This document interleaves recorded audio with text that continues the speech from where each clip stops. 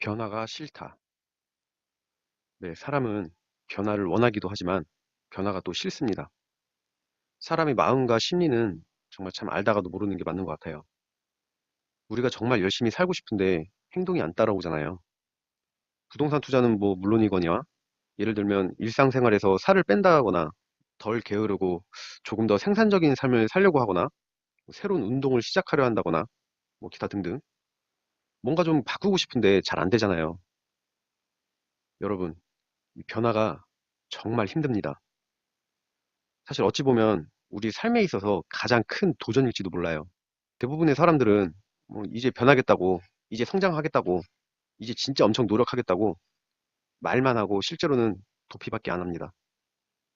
그러고 나서 나중엔 뭐 제대로 못 살았다고 후회밖에 안 남죠. 그럼 도대체 이 변화가 왜 이렇게 어렵고 힘들까요? 일단 기본적으로 이해하셔야 할 부분이 우리 삶의 가장 큰 장애물이 주변 상황, 뭐 외적인 부분, 타인들 때문 뭐 이런 게 아니고요. 가장 큰 적이 바로 자기 자신입니다. 그리고 또 이어서 나 자신이 가장 큰 장애물이라고 하면은 여기에 또 한 가지 큰 장애물이 하나 있습니다. 모든 인간이 갖고 있는 기본적인 욕구이자 감정인데요. 그건 바로 컴포트 존입니다. 이 컴포트 존이 뭐냐면은 사람은 본능적으로 아프고 손해보는 것을 싫어하며 새로운 것보다는 기존의 것들이 주는 편하고 안정적인 것을 추구하며 그 안에서 행복과 안정감을 느끼는 사람의 기본적 욕구이다. 저는 이 얘기를 기본 바탕으로 깔고 이렇게 또 얘기를 합니다. 사람은 본래 나약하고 게으릅니다. 혹시 이런 얘기 들어보시지 않으셨나요?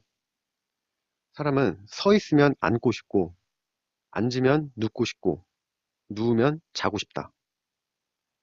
사람은 정말 나약하고 게으릅니다.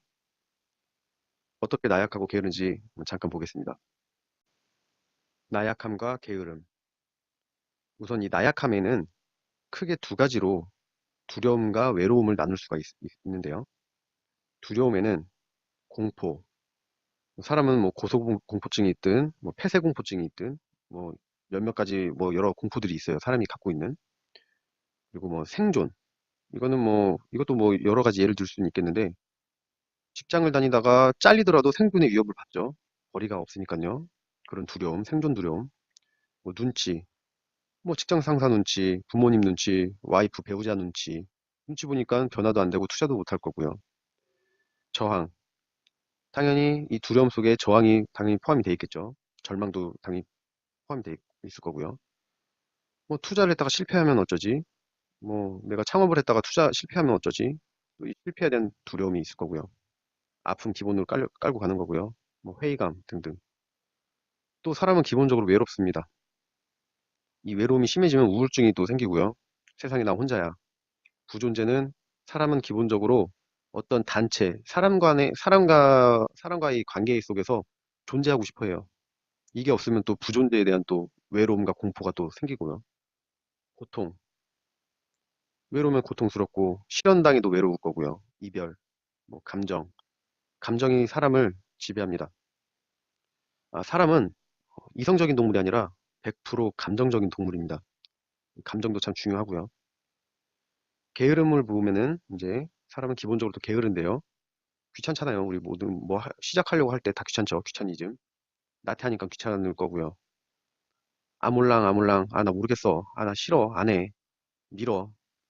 내일 해. 아직 시간 또 남았어. 몰라. 귀찮어.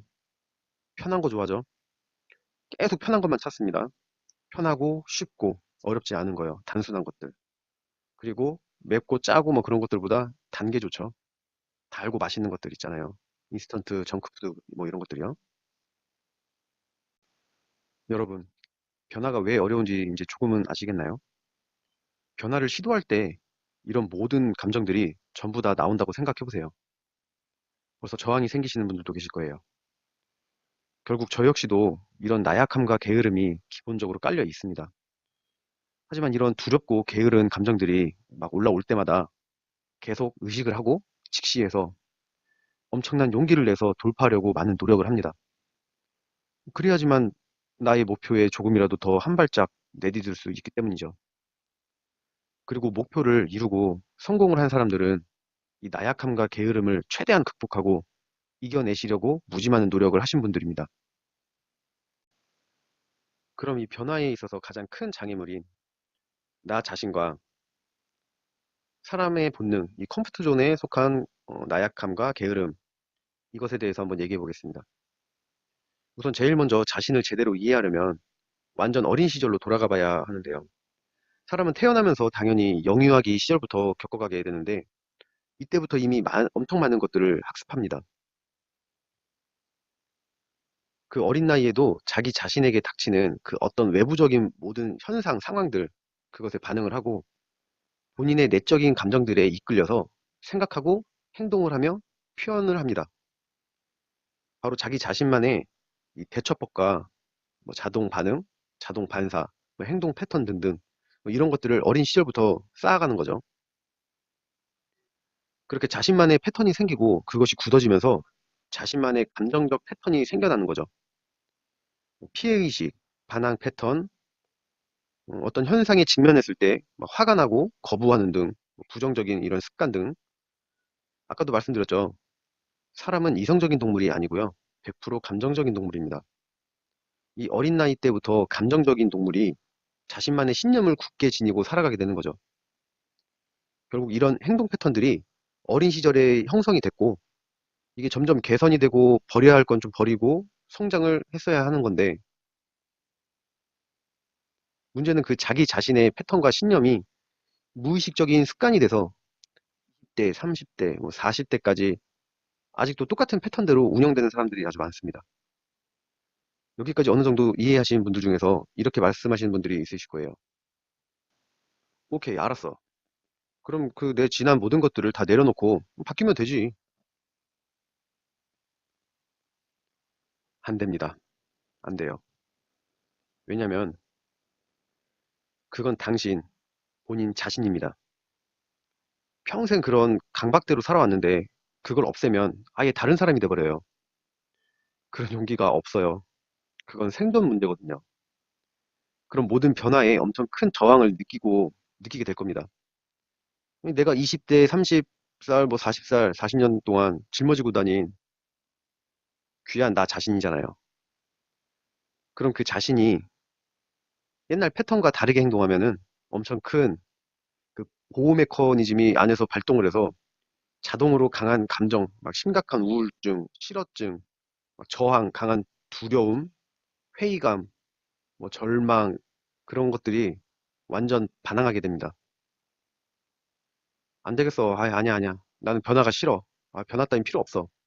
뭐 이렇게 되는 거죠. 변화는 자기 자신에게 있어서 제일 큰 공포입니다. 변화가 그래서 이렇게 어렵죠. 한 가지 예를 들어 볼 테니 한번 생각해 보세요. 만약에 오랜 애인과 헤어질 때 엄청 힘들잖아요. 나 자신의 한 부분이 막 이렇게 딱 잘려나가는 것 같잖아요. 근데 내가 내 성격, 나 자신을 바꾸고 싶으면 그건 내가 그 칼을 갖고 나를 조금씩 조금씩 직접 잘라나가는 거죠. 그런 느낌인 거예요. 그래서 엄청난 용기, 그리고 엄청난 정신적 탄력성이 필요합니다. 근데 우리 모두 솔직히 말하면 지금 상황이 충분히 격하게 힘들지 않으면 변화에 대한 신경 아예 안 쓰죠. 생각해 보세요. 지금 뭐 회사 다니시는 분들이 그 회사를 정말 퇴사하고 싶은데 정말 미치도록 싫고 뭔가 큰 사건이 터지면 내가 그때는 꼭 반드시 퇴사를 해서 사업을 시작할 거야. 마음을 먹지만. 근데 지금 뭐, 아유, 뭐 별로지만 그냥저냥 어느 정도 괜찮아. 다닐만 해. 이런 태도라면 변화를 원치 않죠. 그냥 또 현실에 마냥 안주하게 되는 거죠. 또 한 가지 재밌는 얘기를 한 가지 해드릴게요.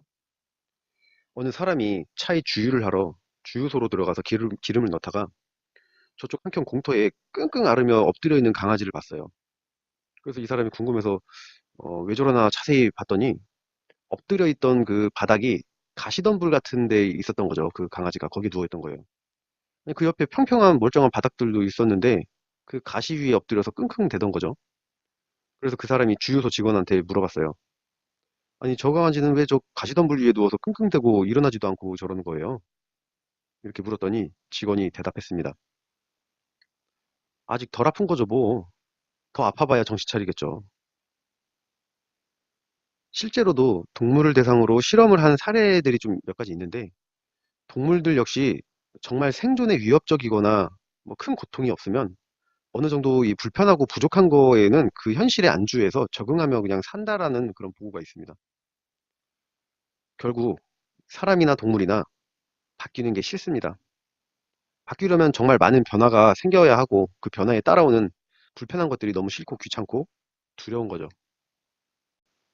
그런데 여러분, 문제는 변화 없는 인생이 그렇게 막 좋진 않겠죠. 비유적으로 설명하자면